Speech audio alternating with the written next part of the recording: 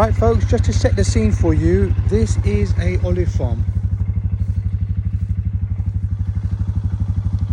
This is a quad, as you can see, and that is a flail mower supplied by Wessex International from the UK. I cut this grass yesterday, and this doesn't really need to be cut because it's not near the olive trees, but that grass down there does.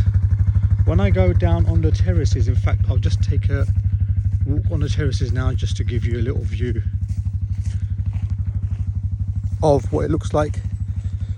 I wanted to get my drone down there, but the drone doesn't like trees, so this is a terrace all the way down, and I need to cut this grass, start harvesting olives, all being on next week. Hope to see you again soon. May peace be upon you all. Bye for now.